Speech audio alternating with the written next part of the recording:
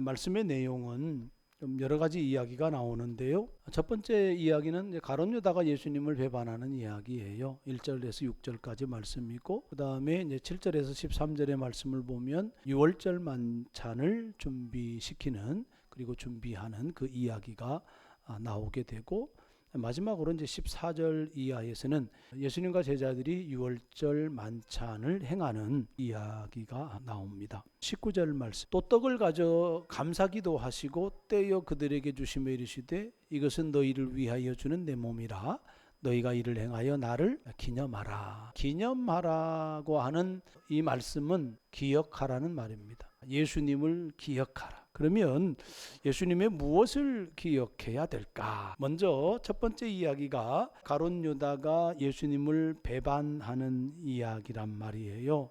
우리가 잘 아는 대로 대제사장들과 서기관들이 예수님을 어떻게 죽일까, 이 방도를 구하는데 마땅한 방법이 없는 거예요. 그런데 가룟 유다가 그들을 찾아가서 예수를 넘겨줄 방도를 의논을 하는 거예요. 그러니까 종교 지도자들 입장에서는 매우 좋은 거잖아요. 왜냐하면 예수님의 제자잖아요. 그리고 회개를 맡고 있었기 때문에 예수님이 매우 신뢰했었던 그런 제자, 이렇게 봐지거든요. 그런 제자가 찾아와서 예수님을 죽일 방도를 함께 의논하니 종교 지도자들 입장에서는 너무나 좋은 거 아니겠습니까? 그러면서 돈을 주기로 언약을 해요. 예수님을 배반하는 유다예요. 21절 말씀을 한번 보면 그러나 보라 나를 파는 자의 손이 나와 함께 상 위에 있도다. 유월절 만찬을 준비하는 과정이나 유월절 만찬을 행하는 장소에 가룟 유다가 있었다라고 하는 거예요. 비록 예수님을 파는 가룟 유다이지만 예수님은 그 가룟 유다를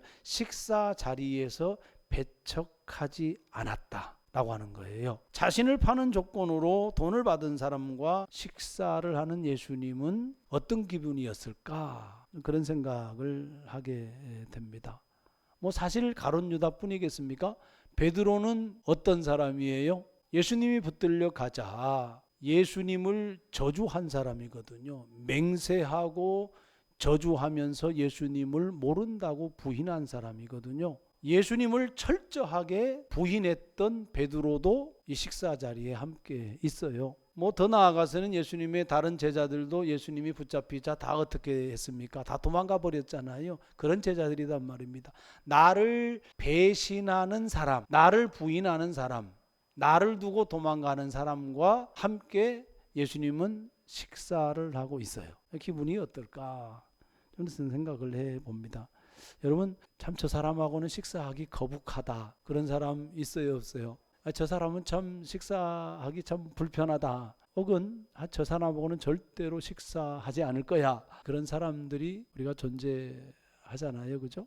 거북하고 불편하고 또 함께 식사하기 싫고 그런 사람들을 예수님은 함께 식사했다라고 하는 거예요.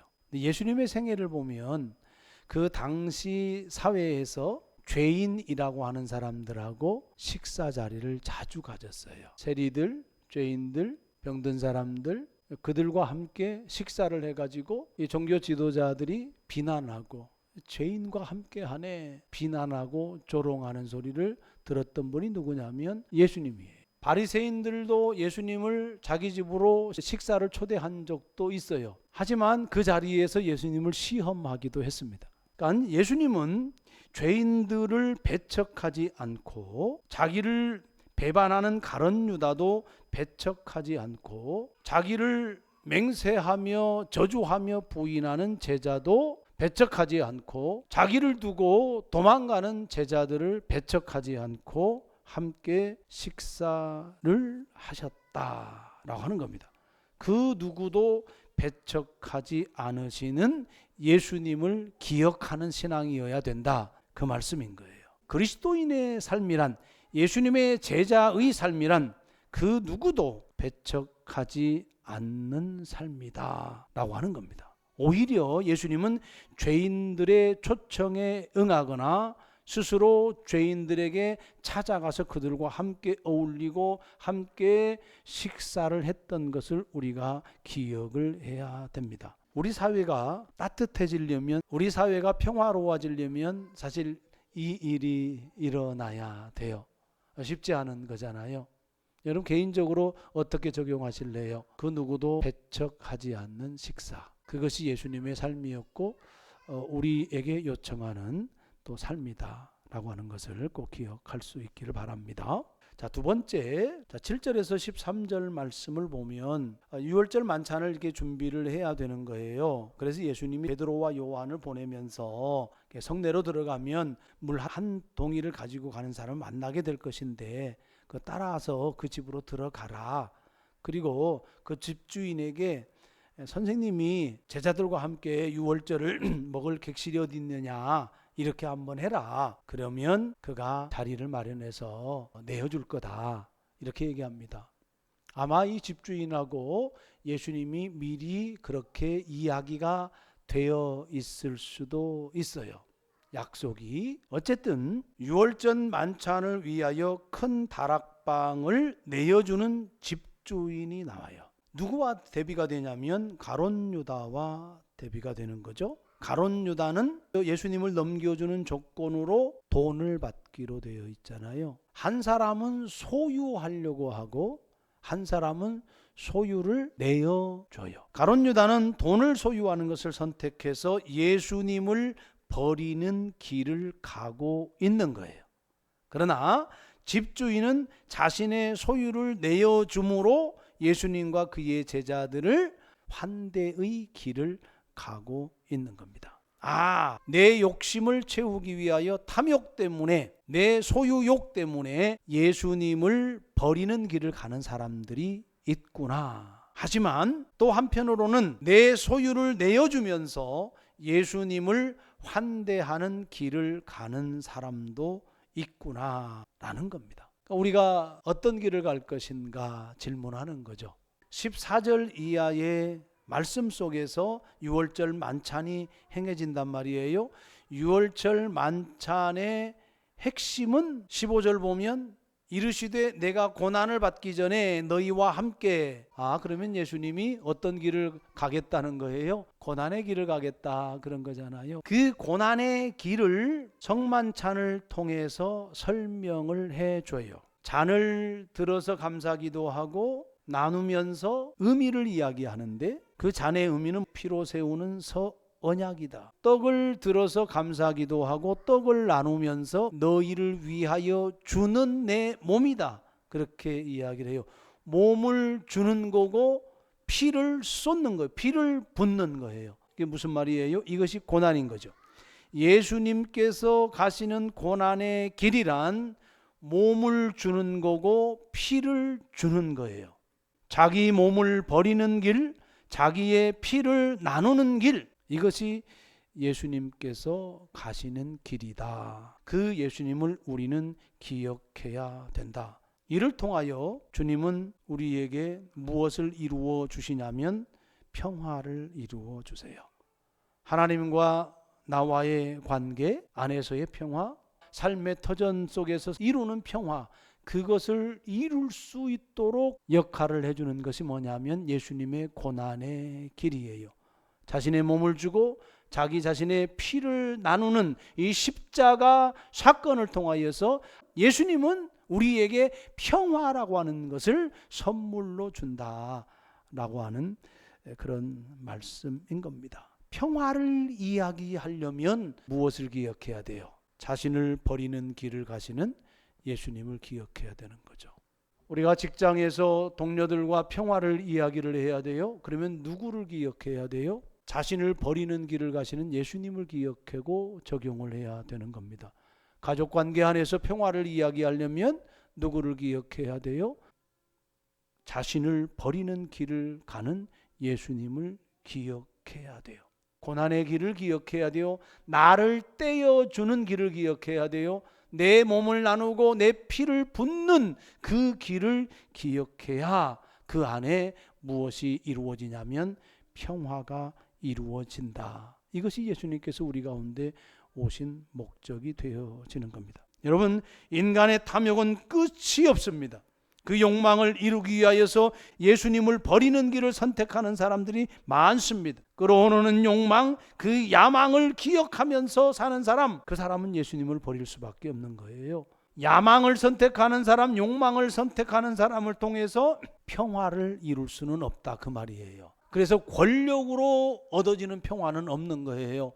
힘으로, 정치력으로, 군사력으로 얻어지는 평화는 없는 거예요. 왜냐하면 그 인간의 탐욕이라고 하는 게 그 안에 들어가 있기 때문에 그래요. 통제하고 싶은 욕망, 소유하고 싶은 욕망, 사람도 소유하고 싶고 물질도 소유하고 싶거든요. 그 욕망 때문에 다른 사람을 보지 못해요. 약한 사람을 보지 못하는 거예요. 그래서 평화가 없어요. 누가복음에서 말씀하는 제자는 뭐냐면 내가 가진 소유를 버리고 예수님을 따르는 사람을 제자라 그렇게 말씀을 해요. 본문에 나오는 예수님을 위하여 자기 소유를 내어놓는 이 사람, 이름 없는 무명의 사람도 기억할 필요가 있어요. 어찌 보면 이 사람에게 있어서는 작은 것일 수 있어요. 왜냐하면 이미 자기가 가진 거잖아요. 큰 다락방, 자기 집 그냥 내어준 거예요. 잠시 쓰라고 내어준 거예요. 아주 작은 실천이란 말입니다. 그런데 그것이 누구를 환대하고 있어요? 예수님을 환대하고 있는 거예요. 그러면 우리가 생각을 해볼 때 그 집주인의 마음의 상태는 어떤 상태였을까를 생각해 봐야 되는 거죠. 기분 나빴을까? 불안했을까? 싫어했을까? 아니죠. 오히려 평화로웠겠죠. 기분이 좋았겠죠. 즐거웠겠죠. 기뻤겠죠. 우리의 삶 속에 누구를 환대한다는 것, 그것은 나 자신을 잃어버릴 때 누구를 환대할 수 있는 거거든요. 그 최종 정점이 누구냐면 예수님입니다. 예수님은 자기의 생명을 버림으로 평화를 이 땅에 우리에게 주었다. 그런 말씀이 되어지는 겁니다. 그러므로 우리는 집주인을 기억해야 되고 자기 자신을 온전하게 내어버린 예수님을 기억하는 그런 삶을 살아야 한다는 겁니다. 마지막입니다. 금방도 말씀을 드렸지만 예수님이 고난의 길을 가고 자기 몸과 또 피를 버리고 또 나누는 길을 가시는 최종의 목적은 평화라고 했어요. 하나님과 평화, 또 병든 사람들과의 평화, 가난한 사람들과의 평화, 또 약한 자들과의 평화. 예수님은 이 평화를 위해서 십자가를 짊어진 거예요. 그러면서 이를 위해서 우리에게 요청하신 말씀이 있습니다. 17절 말씀, 이에 잔을 받으사 감사기도 하시고 이르시되 이것을 갖다가 너희끼리 나누라. 19절 말씀, 떡을 나누면서 하시는 말씀이 너희가 이를 행하여 나를 기념하라, 기억하라, 그런 말이에요. 이 기억한다고 하는 이야기는 예수님이 행한 것을 나도 행한다라고 하는 의미가 이미 담겨져 있는 표현입니다. 주님께서 우리에게 요청하신 이 말씀을 우리가 반드시 기억해야 됩니다. 우리가 성만찬을 하게 되는데 이 성만찬 예식 형식을 말씀하고 있는 게 아니잖아요. 예배당에서 이루어지는 형식도 중요하지만 그 형식을 넘어서서 실천하라, 그 말씀을 하고 있는 겁니다. 예수님께서 나눈 것처럼 너희도 나누어 줘라, 내가 나눈 것처럼 너희도 나누라, 그 말인 거예요. 그것이 새 언약 백성이 살아가는 방식입니다. 그래서 20절에 저녁 먹은 후에 잔도 그와 같이 하여 이르시되 이 잔은 내 피로 세우는 새 언약이니 곧 너희를 위하여 붓는 것이라. 예수님의 십자가의 사건을 통하여서 우리가 부음을 받으면 우리는 하나님과 어떤 관계가 형성이 되어지냐면 새 언약 백성이 된다, 그 말이에요. 옛 언약은 뭐겠습니까? 율법으로 말미암아 약속된 하나님과 이스라엘 간의 언약, 그것이 옛 언약이에요. 새 언약은 뭡니까? 예수님의 십자가 사건을 통하여서 하나님과 그 왕과 백성의 관계를 맺는 거예요. 이것이 새 언약 백성이 살아가는 방식은 나눔에 있다. 누구처럼? 예수님처럼. 여러분, 병든 사람, 아픈 사람에게 필요한 나눔은 뭐겠어요? 치료를 돕고 회복을 돕는 거잖아요. 마음으로 위로해주고 격려해주고 가난한 사람에게 필요한 나눔은 뭐겠어요? 그들의 자존심을 지켜주면서 경제적으로 돌봐주는 거예요. 그게 나눔이에요. 그래서 사람답게 살아갈 수 있도록, 먹는 것 때문에 비참해지고 먹는 것 때문에 자존심 상하고 그렇게 살아가지 않도록 가난한 사람들을 돌보아 주는 것, 그것이 나눔이에요. 이런 나눔을 통하여 평화를 경험하고 안식을 경험할 수 있는 겁니다. 그것이 곧 하나님이 원하시는 하나님의 나라입니다. 여러분, 저는 여러분에게 이런 말씀을 드리고 싶습니다. 교회 공동체가 나눔 공동체고 선교 공동체예요. 교회는 살아있는 한, 없어지지 않는 한은 생명을 돌보는 일을 반드시 해야 된다. 저는 그 철학이 있어요. 두 번째는 개인적으로 이웃이 되어주는 삶을 살아야 돼요. 저 사람이 교회를 다니든 교회를 다니지 않든 사회적인 제도로 지원하는 시스템이 많이 있지만 그 지원 시스템에 소외된 사람들도 많이 있어요. 그런 사람들을 눈여겨보면서 나 혼자 오른손이 하는 일을 왼손이 모르게 그렇게 나누는 삶, 그것은 예수님의 삶을 따라 사는 삶이에요. 그래서 이것을 나누라 하신 예수님을 기억하는 그런 우리의 삶이 되어야 되겠다 하는 그런 말씀입니다. 여러분, 신앙생활은 기억하는 것에서부터 시작한다고 말씀을 드렸습니다. 우리의 신앙이 예수님을 기억하면 굳어지지 않습니다. 예수님의 삶을 기억하면 우리의 신앙은 관념화되지 않아요. 기억하고 우리도 그대로 닮아가는 겁니다. 그런 결단함이 있기를 바라고, 그 누구도 배척하지 않는 예수님을 기억하고 자신을 버리는 길을 가신 예수님을 기억하고 이것을 나누라 하신 예수님을 기억하며 살아내기를 합니다.